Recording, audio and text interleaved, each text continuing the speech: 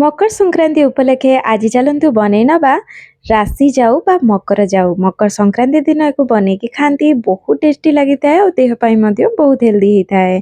जदि केबे बनी नांती थरे बनईकी खाइकी देखंतु बहुत स्वादिया और अल्प समय रे मध्य बनी जाई थाए।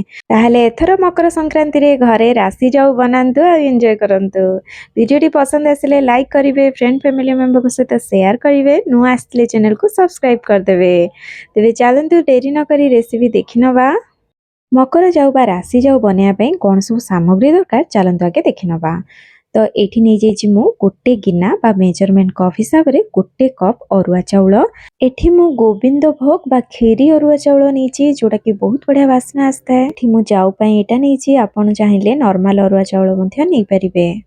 ता संग को एठी नै जाइछि राशि। राशि मु एठी हाफ कप बा जो गिनारे चाउल नैछि मापिकी से गिनार अधा गिना नै जाइछि राशि, माने जेतिको आपण चाउल देबे तार अधा आपण राशि नेबे।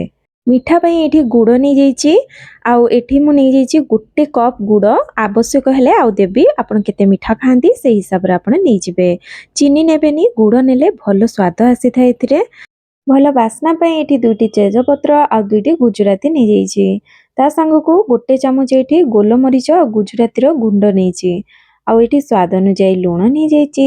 ता संग को एठी किछि नडिया रो पाती और नडिया कोरा मिसे कि नै जाइछि, जेतिका आवश्यक हबो पकेबी। ता संग को एठी गोटे कप खीर नै जाइछि। खाली खीर रे आपण बनै परिबे, नहल त खाली पानी रे मध्य बनै परिबे। खीर पकेले अधिक स्वाद लागि थाए। मु आज खीर पानी दीटा देकी बनेबी, तेणु मु गोटे कप खीर नैछि। ता संग को 2 चामच एठी गुआ घी नै जाइछि बढ़िया बासना पई किना। प्रथमे चाउल को धोई किना बतुरै दबा 30 मिनिट पई। जदि आपण पाखे टाइम नाही ताले आपण संगे संगे चाउल को धोई कि मध्य बनै परिबे। मु एठी 30 मिनिट पई चाउल को भिजै देछि। तापरे गैस ऊपर प्रेशर कुकर बसे नैछि आ एबे इथरे दे दोछि गोटे बड़ चामच गुआ घी।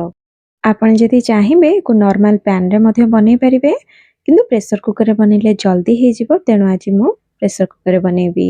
तेजपत्र गुजराती को देकी टिके भाजी नेला परे 2 ग्लास इथरे पानी दे देबी। तापरे भिजा चाउल को सेथरे दे देबी, स्वाद अनुसार लूण दे देबी।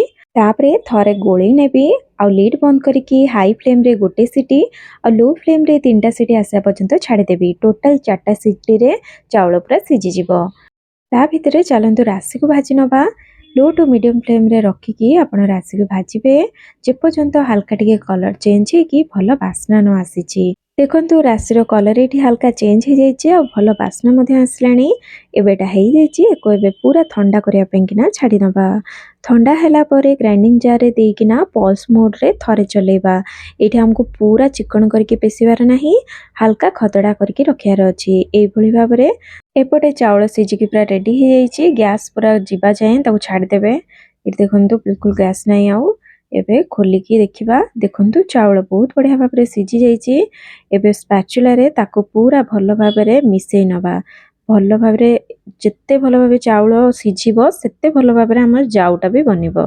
पूरा बढ़िया भाबरे चाउल सिझेइबे, किंतु देखंतु मु एमती स्पैचुला रे कला बेलकु पूरा मिसी जाउछि। खीरी बनिया पय आमे जेमती चाउल को सिझांती ठीक सेही भली अपन चाउल को सिझेइबे।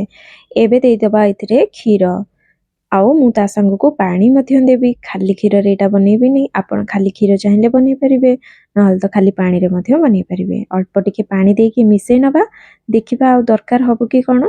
देखंतु मिसेई नेला परे आउ टिके मते लागुची, कारण टिके आउ टिके पानिया करिबा।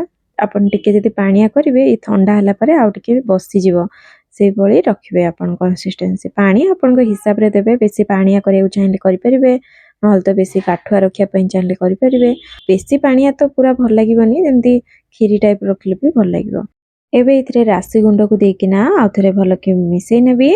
तापरे इथरे किछि नडिया पाती आ नडिया कोरा दे देबी। एबे को लो फ्लेम रे 4-5 मिनिट पर्यंत फुटिया पय छाडी देबी।